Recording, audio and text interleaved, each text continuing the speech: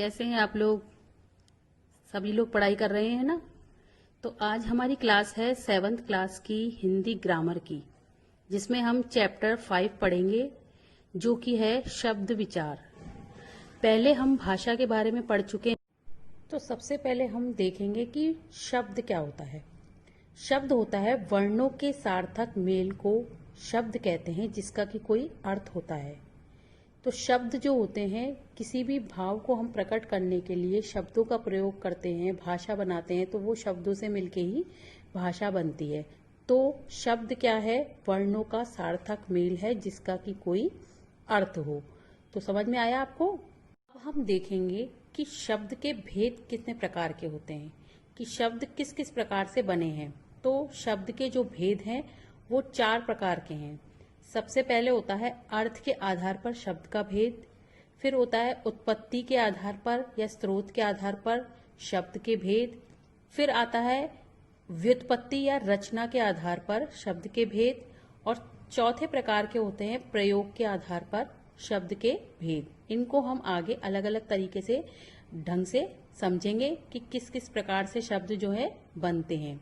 हाँ, तो बच्चों सबसे पहले हमने शब्द के भेद अभी देखे कि 4 प्रकार के होते हैं। तो सबसे पहले हम पढ़ेंगे व्युत्पत्ति या रचना के आधार पर शब्दों का वर्गीकरण। तो व्युत्पत्ति के आधार पर 3 प्रकार के शब्द होते हैं। सबसे पहला है मूल शब्द या रूढ़ शब्द, दूसरा है यौगिक शब्द, और तीसरा है योगरूढ़ शब्द। तो 3 प्रकार के होते हैं व्युत्पत्ति के आधार पर: मूल शब्द, यौगिक शब्द और योगरूढ़ शब्द। मूल शब्द या रूढ़ शब्द वे होते हैं जो खंड करने पर अर्थहीन हो जाते हैं, और परंपरा से जो विशेष अर्थ देते हैं जो शब्द, वो मूल शब्द या रूढ़ शब्द कहलाते हैं। जैसे घर, नल, चल, पल, सोना, महल, तोता, ये सब शब्द जो हैं वो विशिष्ट अर्थ देते हैं। इनके खंड करने पर कोई भी अर्थ नहीं निकलता है। इनको अगर हम शब्दों को अलग अलग करेंगे तो इन शब्दों का अपना कोई अलग अर्थ नहीं होता है। शब्दकोश में इन शब्दों को विशिष्ट अर्थ में, ये पुराने समय से ही जो है एक अर्थ में रूढ़ हो गए हैं, परंपरा से चले आ रहे हैं, जो वो हमेशा एक से रहते हैं। तो ऐसे शब्द जो होते हैं वो मूल शब्द या रूढ़ शब्द कहलाते हैं, जो खंड करने पर अर्थहीन हो जाते हैं। होता है यौगिक शब्द। यौगिक का मतलब होता है जोड़कर बनाए गए। जो शब्द 2 या 2 से अधिक शब्दों को जोड़कर बनाए जाते हैं वो यौगिक शब्द कहलाते हैं। इनका प्रत्येक खंड का अपना अलग अर्थ होता है, कि इनको हम अलग अलग करते हैं तो प्रत्येक खंड का अपना एक अर्थ होता है। तीसरा हमारा आता है योगरूढ़ शब्द। योगरूढ़ शब्द भी 2 शब्दों से या 2 से अधिक शब्दों से मिलकर ही बने होते हैं। यौगिक शब्दों से मिलकर बने होते हैं योगरूढ़ शब्द, पर इनका जो अर्थ है वो एक विशेष अर्थ में प्रयोग होता है, साधारण अर्थ में नहीं। ये 2 शब्दों से मिलके बने होते हैं, पर इनका अर्थ दोनों से मिलके एक विशेष अर्थ में प्रकट करता है। जैसे कि नीलकंठ, लंबोदर या दशानन, ये इसके उदाहरण है। जैसे कि हम लंबोदर जो शब्द है वो लंबा है उदर, जिसका मतलब जिसका बहुत बड़ा पेट है उसको हम लंबोदर कहते हैं। तो हर किसी व्यक्ति को हम लंबोदर नहीं कहेंगे। हम लंबोदर किसको कहते हैं? केवल हम गणेश जी को लंबोदर कहते हैं। तो इस प्रकार से ये विशेष अर्थ में प्रकट करते हैं। ऐसे दशानन जो है 10 सिरों वाला, 10 है आनंद जिसके, मतलब दशानन माने रावण को कहते हैं हम दशानन। तो इसलिए हम इसको विशेष अर्थ में प्रकट करते हैं। तो ऐसे शब्द जो होते हैं जो यौगिक शब्दों से मिलके बने होते हैं पर उनको हम विशेष अर्थ में प्रकट करते हैं, उनको हम योगरूढ़ शब्द कहते हैं। अगला हमारा शब्द का भेद आता है उत्पत्ति या स्रोत के आधार पर शब्दों का वर्गीकरण। ये हमारे 4 प्रकार के होते हैं। जिन शब्दों से हमारे शब्दों की उत्पत्ति हुई है, भाषा की उत्पत्ति हुई है, वो स्रोत के आधार पर कहलाते हैं। तो ये 4 प्रकार के होते हैं: तत्सम शब्द, तद्भव, देशज और विदेशी या आगत शब्द। तो 4 प्रकार के होते हैं ये: तत्सम, तद्भव, देशज और विदेशी। सबसे पहले होता है तत्सम शब्द।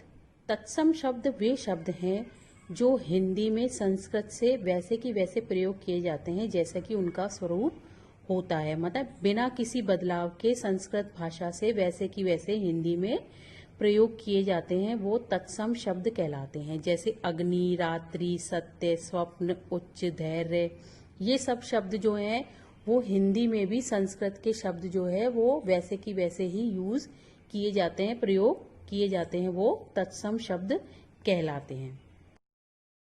दूसरा होता है तद्भव शब्द। तद्भव वे शब्द हैं जो संस्कृत भाषा से कुछ बदलाव के साथ हिंदी में प्रयोग किए जाते हैं। जो कि संस्कृत भाषा के शब्द हम तत्सम में पढ़ते हैं, वो थोड़ा परिवर्तन करके हिंदी में प्रयोग किए जाते हैं जब, तो उनको तद्भव शब्द कहते हैं। जैसे आग, अग्नि से हम आग बना ले, रात्रि से रात, सत्य से सच, और स्वप्न से सपना। तो ऐसे जो शब्द हैं वो तत्सम शब्दों से थोड़ा सरल भाषा में हिंदी में प्रयोग किए जाते हैं, वो तद्भव शब्द कहलाते हैं। थोड़ा सा बदलाव करके उनको हिंदी में प्रयोग किया जाता है, उनको तद्भव शब्द कहते हैं। तीसरा होता है हमारा देशज शब्द। देशज शब्द जो होते हैं वो ना तत्सम होते हैं ना तद्भव होते हैं, वो क्षेत्रीय भाषा से जो है हिंदी में बदलाव से आते हैं। जो उपभाषाओं से, क्षेत्रीय भाषाओं से बोलचाल की बोली में बोले जाते हैं जो शब्द, वो जो है वो देशज शब्द कहलाते हैं। प्रांतीय भाषाओं में, बोलियों में, प्रदेश की भाषाओं में, आम बोलचाल की भाषा में जो हम बोलते हैं वो देशज शब्द कहलाते हैं। जैसे जूता, पगड़ी, डिबिया, खटिया, लोटा, सोटा, आटा। तो ये शब्द जो हैं वो देशज शब्द कहलाते हैं, जो क्षेत्रीय भाषा में, प्रांतीय भाषाओं में, बोलचाल में बोले जाते हैं। और चौथा और लास्ट हमारा होता है विदेशी शब्द।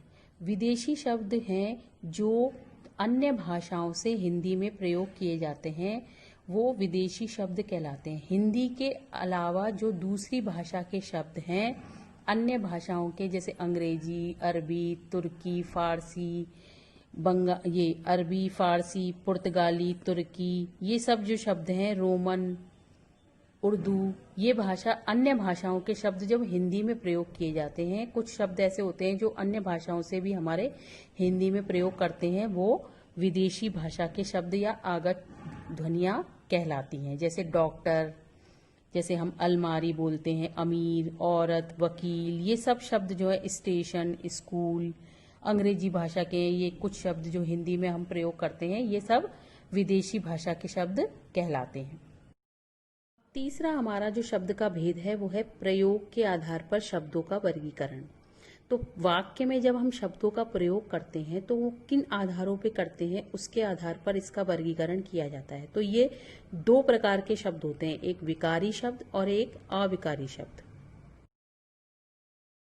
सबसे पहला होता है विकारी शब्द। समझेंगे, विकारी शब्द वे हैं जो शब्द लिंग, वचन, कारक के अनुसार बदल जाते हैं, उन्हें विकारी शब्द कहते हैं। जो भी शब्द हम अगर किसी लिंग में प्रयोग करते हैं, जैसे स्त्रीलिंग में अलग तरीके से लिखे जाते हैं और पुल्लिंग शब्द में अलग तरीके से लिखे जाते हैं, वचन में एक वचन बहुवचन में बदल जाते हैं, कारक के अनुसार बदल जाते हैं। तो लिंग, वचन और कारक के अनुसार जो शब्द बदल जाते हैं प्रयोग करने पे, वो शब्द विकारी शब्द कहलाते हैं। जैसे हम लिखते हैं वह खेलता है, तो खेलता है शब्द पुल्लिंग है तो खेलता है आएगा, और स्त्रीलिंग होगा तो वो खेलती है आएगा। तो खेलता है शब्द दो तरीके से लिखा जाएगा, एक पुल्लिंग शब्द में अलग और स्त्रीलिंग शब्द में अलग।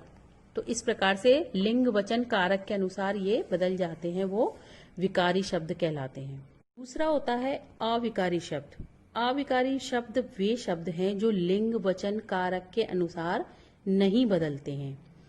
जो कि जैसे कि राम धीरे धीरे चलता है तो धीरे धीरे है, ये जो धीरे धीरे शब्द है वो किसी भी लिंग, वचन, कारक में आ जाए वो धीरे धीरे ही लिखेंगे हम, उसको हम बदल नहीं सकते हैं।